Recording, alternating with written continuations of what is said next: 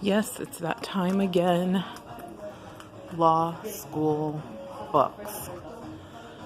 Look at the prices of these books. And we usually buy them new.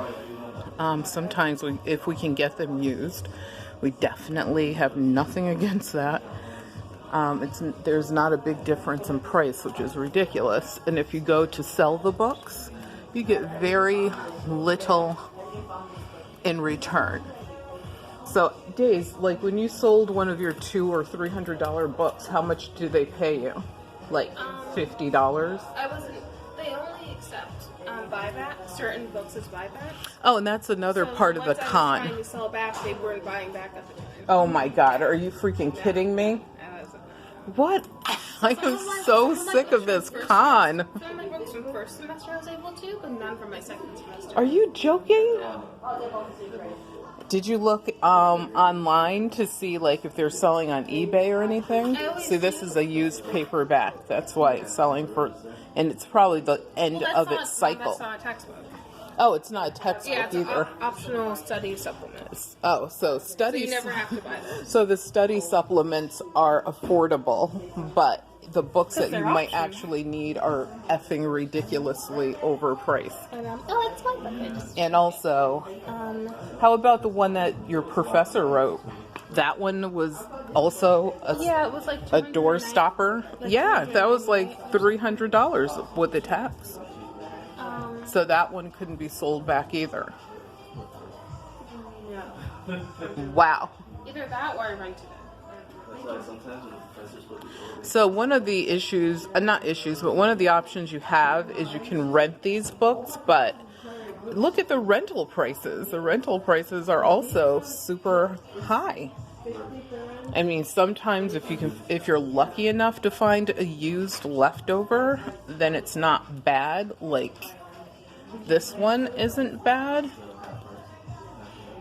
My assumption is it's probably in its last cycle of usage before they typically make like 2 or 3 teeny tiny changes, or they may even change just the table of contents, and in doing that they will increase the price of the book by telling you that it's a new edition, and then telling you that you have to buy the new edition. But what they found in a study, and I don't remember what the study was, and this was something they, I think, covered on Dateline, is that there were very few differences, one text to the other, if they were issued within a couple years to a few years of each other.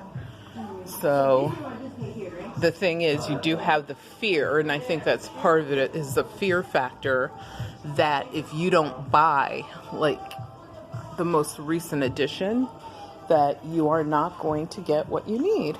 So yeah, today is textbook buying day. I hate textbook buying day, but it is what it is. And we are at Barnes & Noble, one of the few corporate bookstores left. Daisy? Oh.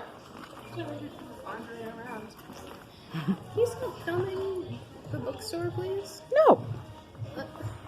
Look, and then it says rent or buy, save up to 90%. Like, that's not even true. You don't save anything. We know because we look online for the books and at different resources, and one price really isn't much different than another. And also, some of them you have to wait to get these books in the mail and pay shipping on them. And by the time you do that, you just paid the same amount that you would pay at Barnes & Noble. So there really is no discount. Toni Morrison, may she rest in peace. Her book, Beloved, one of my favorites. Super sad, but still a favorite. And yes, you